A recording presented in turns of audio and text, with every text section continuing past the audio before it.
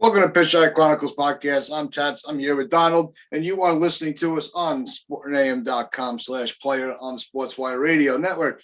And the Yankees took 11 innings, and they couldn't push more than 2 runs across. And Donald, this offense, it's either at its peak or at its lowest, and there's no rhyme or reason to it at all. What did you take away from the lack of offense the most from last night? Well, first of all, it was 10 innings, Tats. So 10 innings. you added an extra inning. They still wouldn't have enough. Exactly. Hey, we could be playing to today, and we'd still be on 2 runs. See, that's the thing with this offense. It's a feast or famine offense, and even though I sounded maybe a little negative in the games that we won, it was kind of concerning that the game where we hit 5 home runs. We only scored 7 runs because we weren't, getting hits or runners in scoring position. We weren't doing anything else to score runs. And, it was the same thing today. We only scored runs from a home run yesterday. And then the same thing. This just seems to be the offense now. We're just waiting for home runs. And it's not sustainable for a playoff pennant race. You need to generate more runs. And that's why I was really annoyed that we started getting rid of guys that were capable of generating runs, capable of creating runs with speed and things like that. We've gotten rid of that altogether, and now we're just sitting, waiting for home runs. And it's okay during a long regular season, but in a pennant race, you need to have alternative ways of scoring, and I just don't think we've got that right now. A team like Baltimore, they're going to squeak out a couple of wins throughout the year. It's like I made the statement yesterday or the day before. That's baseball, Susan. It's going to happen. Teams are going to have those good games, and good teams are going to have bad games. So, but when you're in, like you just said, when you're in that pennant race, you can't have these types of bad days. You have to capitalize on the weakness of your opponent, which is their pitching staff. Their bats are not bad. They do put together good at bats. I'm not going to take anything away from, especially guys like Mullins, who are having phenomenal years. Mancini with his, He's fantastic. So I don't want to take anything away from them. So as far as with their offense, they can hit. Mountcastle is proven to be he's going to be a really good player for them, but you have to capitalize on the weakness of their pitching staff that they still haven't figured out the development for them yet. So to put only 2 runs across is really, it's an embarrassment. It's not even just a loss. It's an embarrassment. Well, that's it. We're playing down to our opposition. I mean, to be honest, the Orioles, that was the soft part of our schedule. This was supposed to be the week that we were able to pull away in the wild card. And here we are. We don't even know if we're going to make the playoffs yet. We don't even know if we're going to make the wild card. I mean, at this point, I don't know. We the last time we said that the season was over, they went on a 13-0 run. So maybe they're going to go on another big run into the wild card, but I don't see it because they cannot take advantage of the opposition's weaknesses. And there you go. Listen, that has been the doom for them all season so far. The Mets are a below 500 team. We lost 2 out of 3. Yep. The Twins, below 500 team. We scraped the win with a huge comeback and late in the game. Otherwise, we were getting no hit through the first 5-6 innings of that game. So that's a red flag there. Baltimore, again, we sneaked out that series where we only won 2 out of 3, where we should be sweeping them with ease. But and again, one of them took a big comeback late in the game just to win that game. It's taking 9th inning comebacks just to pull us out against sub 500 ball clubs. It's concerning. I don't like the way this team plays. It's real problems with the way that Boone manages these games, and I just have a real problem with the approach. It's just so one-dimensional. It is, and we've and this is another point that we've made throughout the season, and that's every time that Jordon Montgomery is on the hill, he gets 0 run support, and he has just had a phenomenal year. I'm not even going to call it a good year anymore because he has been so consistent. I think he only had like 1, maybe 2 rough starts. I'm not even going to call them bad starts because he would have 1 bad inning and still keep the Yankees in the game if the offense was able to do its goddamn job. And now Montgomery, who I am completely convinced that he is a legitimate, he could be a number 2. I firmly believe that. I think, especially if he goes into the next season with the same confidence he's had this season, and and really hones his craft just a little bit more and tightens up, you eliminate those 1 bad innings from Montgomery, number two pitcher in a rotation and on a lot of teams. Well, he's been great. 12 strikeouts yesterday. You can't ask much more than that. And in the 6 innings, I mean, what more could you want? Yeah, he's giving you everything you want, but the Yankees' offense isn't doing anything. And also, when Aaron Judge said the other day, you said, we just need our pitching just to put up zeros and we'll score runs for them. doesn't work that way. No, that was Montgomery a stupid put up zeros for you, and you did nothing. And Nestor Cortez the day before put up zeros, and again it took we still lost the game. So I mean, sorry, it took a late comeback just to win that game. So I mean, what Judge said there, I don't think is really factually correct. I think our pitching is held up. It's our offense which has struggled. Well, that's what we said. The pitching has not been the problem this year. They've had a couple of hiccups, like every pitching staff does. The only person on that pitching staff that you could say has just really not lived to the expectations or played to their potential would be Chapman. Because once he went into that little funk, he was never able to come out of it. His last inning, he looked better. Right, we pointed that out yesterday. He had his command was a lot better. He only had the 1 wild pitch. It didn't cost him anything because they got out of the inning. So you could erase that, you could erase that 1 wild pitch. Thank God for the brick wall behind them because it bounced right back. But, so the pitching has not been the problem. It's the offense has been so disgustingly inconsistent with the names on this roster that there is no excuse except for poor management. That's what it all comes down to, is the way that this team is led from the coaching staff, that they have just completely zoned out. They've checked out. They have no interest in this year at all. And the coaching just has not been able to spark them.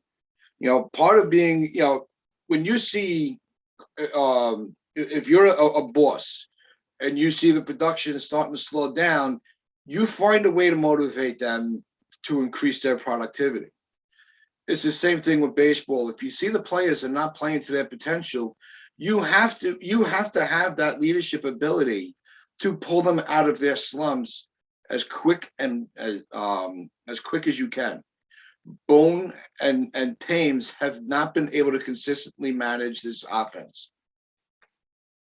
Thames is a very good point. But I think he's just a product of the way the organization wants everybody to, the organizational philosophy of just hitting home runs and that's it. As I said in previous podcasts, the Yankees have actually stumbled on a winning formula, but because it's not fitting with the way that they want to win games, they basically trashed it again. I'm sorry, that's not how it works. If you find a winning formula, you don't break it. You enhance it. You try and make it work, because then you've maybe found that maybe your philosophy is flawed, and their philosophy is flawed. But the Yankees are very pig-headed right now. Cashman has always dreamed of having a philosophy of his big, hairy monsters. He's now basically got that, and he's just lined them all up. But as Evan mentioned in the previous show, they've not really taken the time to see if the pieces all fit. And I think that's what we've found. Yes, on paper, the offense is fantastic. It's scary, but if they all have the same approach, then there's a reason why this team is struggling to score runs against Baltimore and Minnesota or whatever. They all basically have the same approach, and I think that the ones that don't have the same approach have been chucked off the team. We've already talked about Florial, Allen, Velasquez, Wade's disappeared. All these guys, even with much maligned Tyler Wade, provided something that Torres never did: effort, speed. He's double stealing. He's doing all these kind of things, and he vanishes for long stretches. And I just don't think this works. You've got to find speed in the roster, you know? No, yeah, exactly. Well, that was the thing. We were all excited about that win streak, and this is one of those things that should haunt the Yankees all off season. The spark plugs during that run were the replacement players, and the momentum stopped as soon as they were sent down. And Greg Allen, I would put right at the top of the list of the reason they were able to get that spark, because he was, on with the bat, on the bases, on the field. He was good. He was a complete player. He was the prototypical spark plug for the Yankees. Well, that's right. Wade was in the lineup every day. He was on the field. Go ahead. Yeah, just to interrupt. Greg Allen was in our first false dawn. He wasn't part of a 13-game winning streak, but he was in our first false dawn earlier in the year when we were really up against it, and we had a bunch of guys hurt, and we called him up, and he was lighting things up. He was fantastic. Then we just got rid of him, and then Florial came in, took his place, and he started doing exactly the same things as what Greg Allen did. We just got rid of him too, down in AAA. During the 13-game winning streak, it was Velasquez, I think, and Tyler Wade was a big part of that. But Allen was there in the beginning. Tyler Wade vanished, and then Velasquez has been sent down to AAA, and I've not really seen a good enough reason why he was sent down.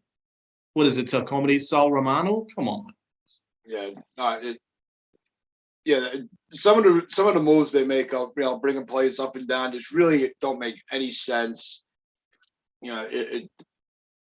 What was working is what they stopped doing, and that's why they're in the position they are right now. And I'm going to repeat myself until the last game of the season. This offense has been too inconsistent to be successful. I made the statement yesterday that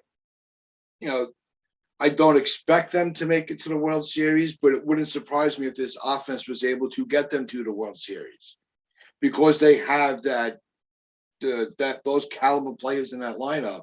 And if they're able to get everything to click, they can just dominate through a postseason run. I really believe that, but they have yet to show that they are able to do that. That's the problem. The only offensive players that we've seen any consistency from over the last, has been Judge and Stanton, and you're starting to see it with Gardner. Sanchez is starting to put together a lot of good at bats, and in this Baltimore series, you've seen Torres actually start to put together some better at bats, where he doesn't look as lost on the field at the plate, because of the change on the field. I think that has started to help his bat, because he's not worrying about the error that he might make next inning. He's able to focus on the task at hand. Well, I mean, he's not hitting for any extra base hits, man. He's just getting a couple of singles here and there. I'm not giving too much credit to Torres. He didn't look particularly great yesterday.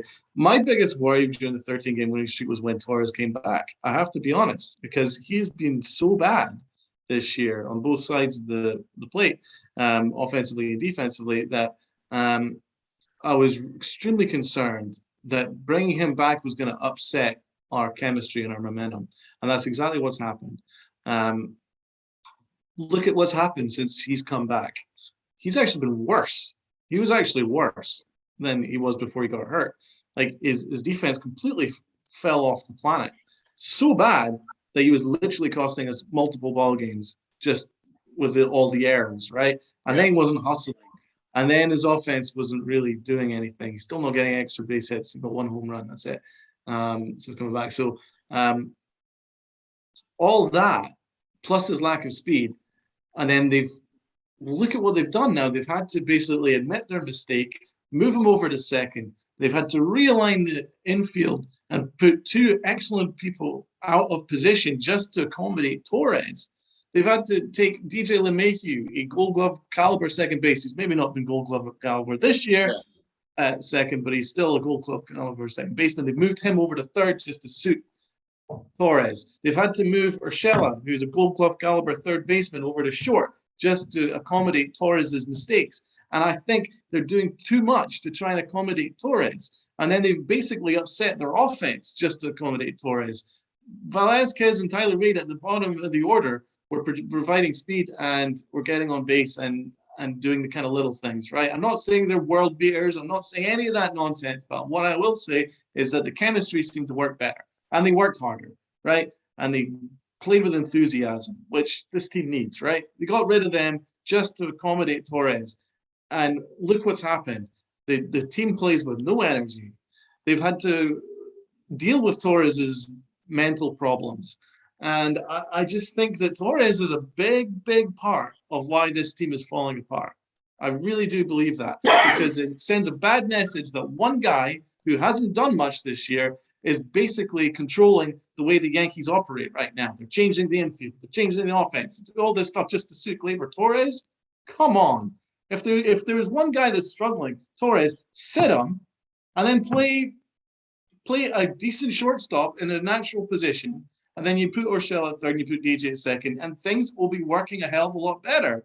But they're too worried about admitting their mistakes with Torres. That's what it is. Yeah, no, and when I was saying that Torres was putting together better at bats, is it was seeing the ball a little better. The hits were not there. You're right. He was getting a couple of singles, but he wasn't making himself an easy out. Is what I was implying. And the same thing with Sanchez. Sanchez he had 2 phenomenal at bats that were erased by phenomenal defense. And that's the way the game goes.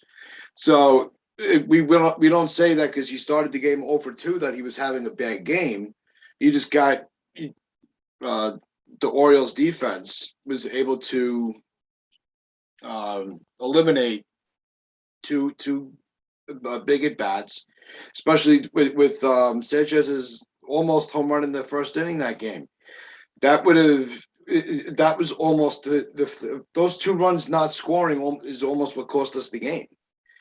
If it wasn't for some more late inning heroics. So it's the quality. Sometimes I try to look at the quality of the at bat when they're struggling, as opposed to what the box score says they got with hits or extra base hits. Because that sometimes is how you're going to start to see that slump coming to an end, is when they're not being that easy out at the plate. So what's your point with Torres? I think Torres is going to start to. I think his bat is going to start to be a better factor in the games, a more positive factor, especially that he's not focusing on all the errors at shortstop anymore. That he's at second base. But I also do want to say I think you're right that they're babying him too much with all the infield shifting, just to make sure that they keep him in the lineup. That's why when I was saying, maybe he does need a couple of games, just to kind of sit and wallow in his own thoughts. Look, we're not going to baby you and accommodate you for not doing a good job. Well, there's a couple of days ago where he didn't run out a ground ball. Yeah. And then, as I said yesterday, the Aaron Boone was asked about it, and even Aaron Boone sounded like he was a little tired of his lack of hustle. But nothing happened. He was taken out as a defensive replacement, but there's not really been any accountability because he's back in the lineup the next day. He was back in the lineup yesterday. Why is DJ LeMahieu sitting, and why is Torres basically playing every day? It's so frustrating. It's very frustrating. LeMahieu is the guy you need to keep in the lineup and let him keep working, not Torres. Yep. You could handle not having Torres in the lineup more than not having LeMahieu in the lineup. I think that the team could adapt a lot easier, adapt easier with Torres on the bench rather than LeMahieu. Well, that's exactly because they've had to realign their entire infield in the middle of September. I don't think I've ever seen that before. No. I can't think of a Yankee team that's ever had to do that. No, that's what I'm saying. Sit Torres, put LeMahieu back where he belongs at second base. That's what you signed him to play. But you could keep Urshela at shortstop. He plays a very good shortstop. He does. And you have Odor to play third base, who was not terrible at third base, wasn't it? Or you could have Odor play second base. That's another one I forgot to mention. Odor's disappeared off the face of the earth after being so clutch for us and providing a lot of energy. They totally cooled him off. He's ice cold right now. He provided so much energy, and it looks like all the energy guys and the guys that were kind of are just being punished in order for them to basically rehab guys in the middle of a pennant race. I think that's a pretty good word. They're trying to rehab Torres, rehab him mentally and psychologically. You know what I mean? And they're doing it in the middle of a pennant race. I've never seen that before. You're basically moving two guys into their weaker positions just to accommodate Torres. That's a problem for me. Yep. So do you have any lack of awards? My lack of awards, Montgomery gets the pitching award. Montgomery was fantastic. Yeah. I don't have a problem with that. The L goes to Gary Sanchez. That defensive mistake cost us the ball game. Did you see where his glove was? His glove wasn't even turned over correctly to face the pitcher. It was down on the ground and it was closed. It's like mechanics were all wrong right there. And that's why he wasn't able to make that simple play. Pass ball, game over, Yankees lose. And that's the thing. You're talking about, Sanchez's bats are looking good. Well, what about defensively? Because he's now cost us 2 ball games with his terrible defense. And, he didn't tag the guy despite having enough time to fly to Scotland and pick me up and fly back and then go get a coffee at Starbucks and still have time to tag the guy out. He didn't do it, right? And now yesterday, in a very important situation, he wasn't all the way focused and he let the ball get past him. There's too many credit being given to Sanchez. It's more than home runs. Sanchez is providing home runs, yes. And he's been better this year than he was, yes. But as I said in our radio show when we were on together last week with Tom, I said I don't believe he's a winning player. And that's why. I don't believe Torres is a winning player, because that's why, as well as we've discussed. They're not all completely switched on. And this is the time where everybody needs to be switched on. And that's what the problem is right there. So he gets the L. Yeah, it goes back to being inconsistent. And it seems like, every time Sanchez seems to be playing better and we give him credit for it, it's almost like that next game, it's like, oh, there he is. He's back. So we have to stop. I think we have to stop complimenting Gary so much. Yeah, but he has been better. Offensively, you're right. He should have hit a home run there, and it took a sublime Mullins catch. So I'm not getting away from that. Yeah. But I think it just says that we've got a whole bunch of guys that really could be DHs. I think Sanchez could be a terrific DH, but we lose him a catcher, and you'd have to put in Higashioka, and then you go Voit, who's a DH, but you never see him these days. Stanton's preferred as a DH rather than outfield. So we've got a whole bunch of guys that could play DH right now. That's another thing. But that's what Cashman's created. He's created an unathletic team that's just trying to hit home runs. And that's why we're losing games. Yeah, you have about 6 players on this roster, in that dugout, that are better suited DHs than. Yeah, Odor's another one. That's just and sorry that it doesn't work that way. You can't do that. Cashman's got a lot of work to do this offseason. We said that the Yankees were going to need to have 6, 7, 8 moves during the trade deadline to get this team on track. Well, he's got to work just as hard and make just as many moves this offseason to get this team going. So it's not just that. Cashman's going to be a busy guy. He also has to change his philosophy. I really don't believe he ever will, because each year he's been trying to augment this philosophy. He's trying to enhance it until it works. Yeah. Rather than just say, all right, this isn't working. Maybe we need to tweak it a little bit. Mm-hmm. They basically wrote off last year. It's a shortened season. It's fine. And that's how they wrote off Torres. That's how they wrote off a bunch of guys that were underperforming. And that's how he wrote off all these losing streaks. It's fine. Aaron Boone's great manager, even though you could see last year he was really struggling to manage properly. But they just wrote it all off. And then that's why you can't write off. That was 60 games enough of a. I know it's a shortened season, but it's still enough that you can get an idea of where this team's going. And they refused to admit what the problems were. And now it's exacerbated this year. They had to make multiple trades just to make this team even look competitive. And it all comes down to the fact that baseball is actually changing, and Cashman is too slow to pick up on that. Yeah. Baseball is actually moving towards athleticism.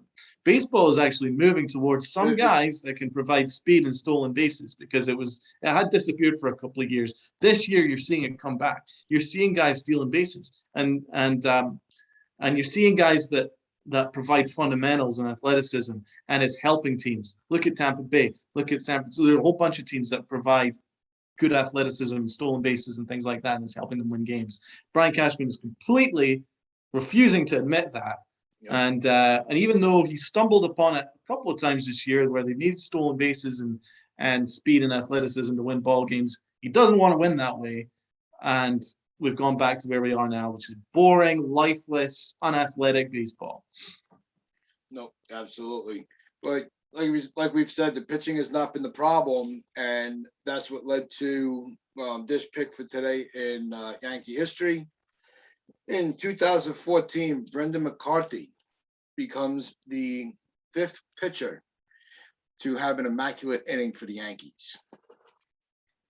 And I was like, it was only 5. With all the pitches that we've had, the names of the other 4 that have done it are actually very shocking and impressive.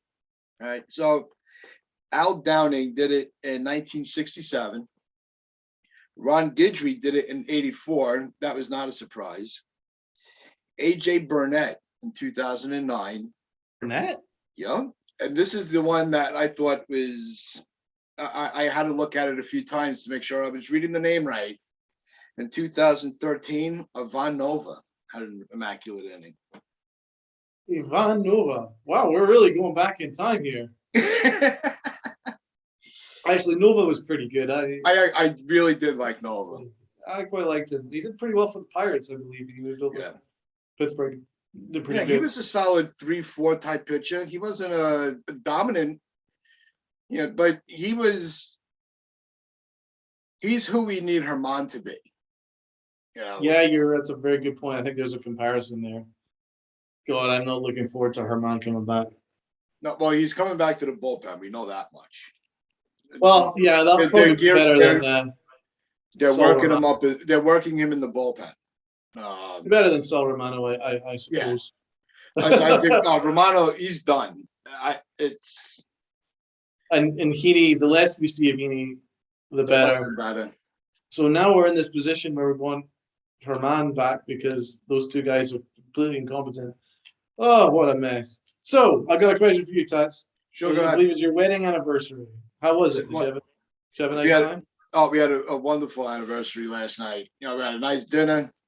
A little some roses on the table. Even so I took some good advice and went with got her some flowers.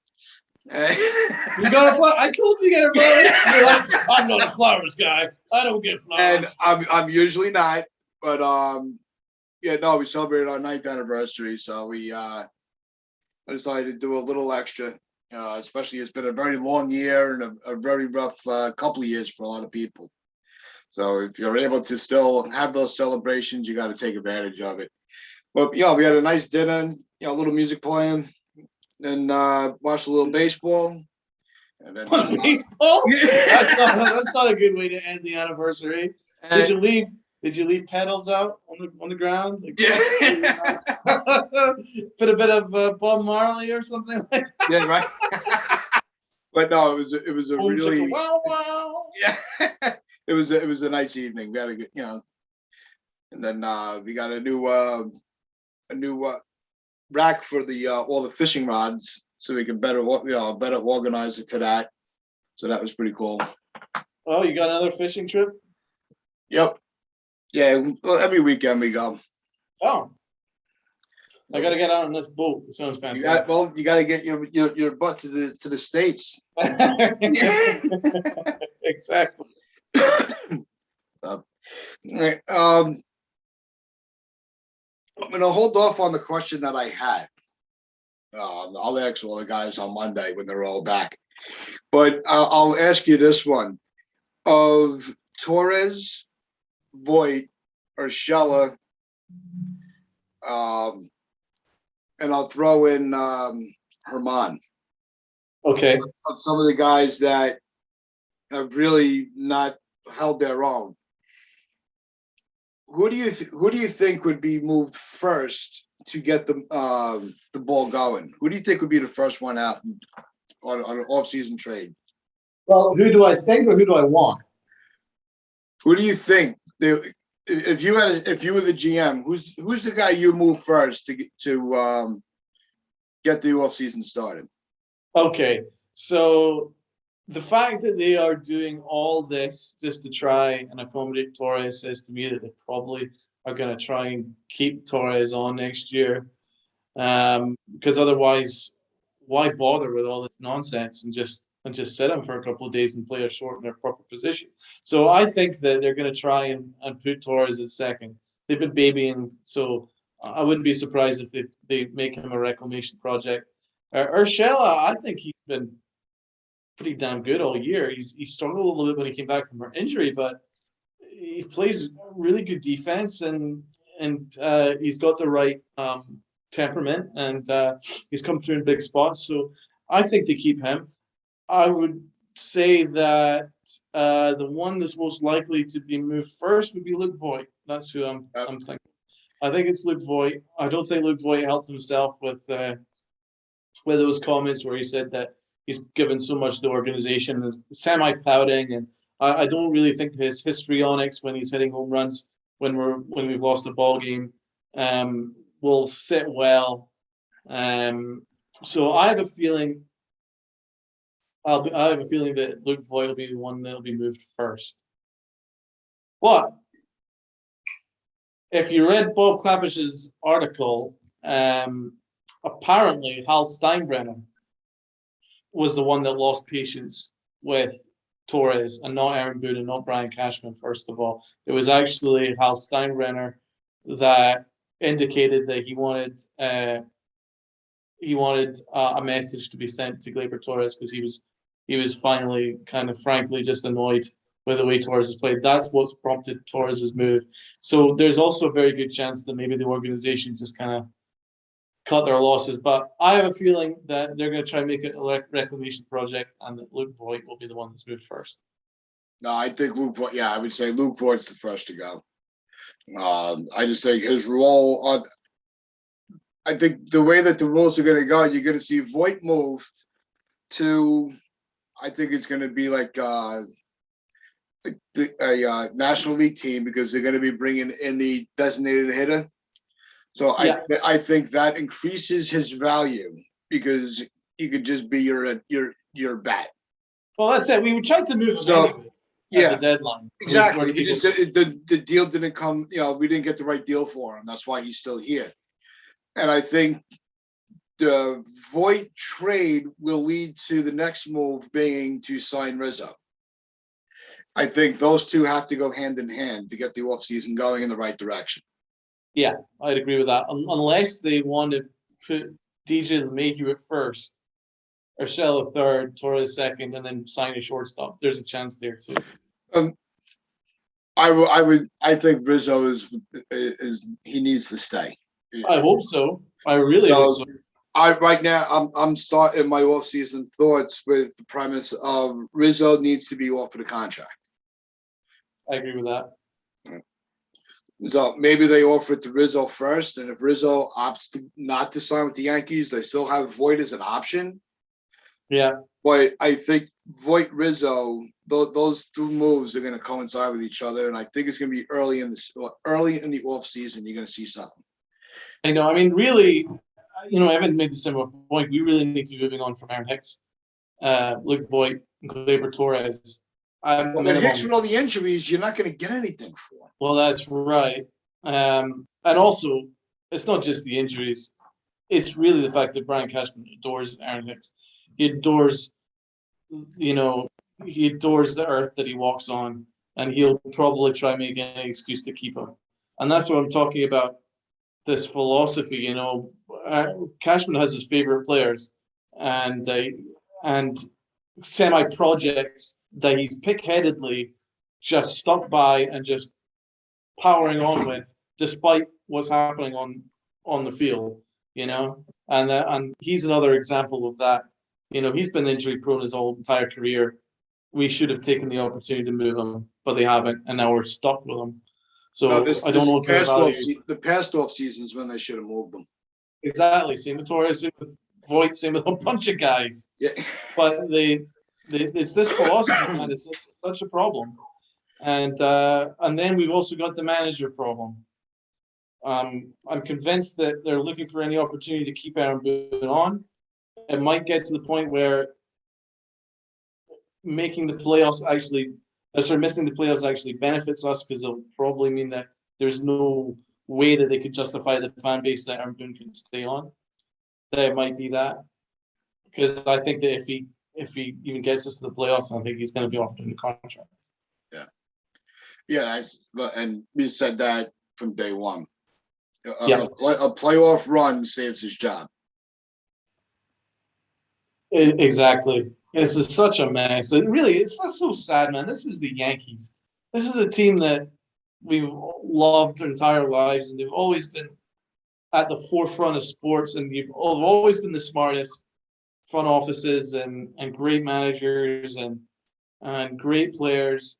And we're kind of left in this situation where we're worried about our immediate future, because I really don't know where we're going to go from here. It's concerning. No, it's a big concern. That's why I'm saying I'm putting a lot of the blame on the management. The players have the ability, but they need the leadership to get them. To put when you're that level of professional, you really shouldn't need that type of motivation. You should be able to just do your job, regardless of who's in charge. You should be able to prove yourself as a professional and as a dominant athlete in New York. The management shouldn't factor into that. Like they always say, anybody, Joe Torre was Joe Torre because of the players that he had. The players weren't who they were because of Joe Torre. So he pressed the right buttons. Exactly. But he also held people to account. They were scared of him to the point where they didn't want. Well, not scared of him, but they didn't want him to. They didn't want to underperform for him because they feel like they're letting him down. Exactly. Because they had such respect for him. Because he knew the game inside out, and he was a wonderful presence, and they didn't want to let him down. Aaron Boone is different. They're just friends. They're just like pals. And I just think there's a different dynamic there. Do you respect your pal as much as someone who has a little bit of authority as a manager? You want them to be friendly, yes, but you also need to have be able to switch off and say, all right, off the field we could all get along, but when you're on the clock, I'm the boss.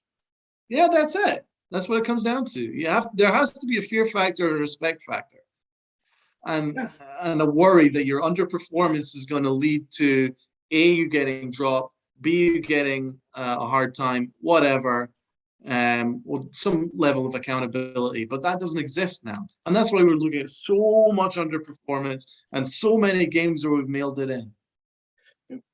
No, absolutely. Well, we're going to indulge into the issue with the manager in the next couple of weeks as the season closes, and we'll get Evan and Rob's take on that as well. But do want to close this out. We want to wish everybody does have enjoys their weekend, and just remember to like, share, comment, and subscribe.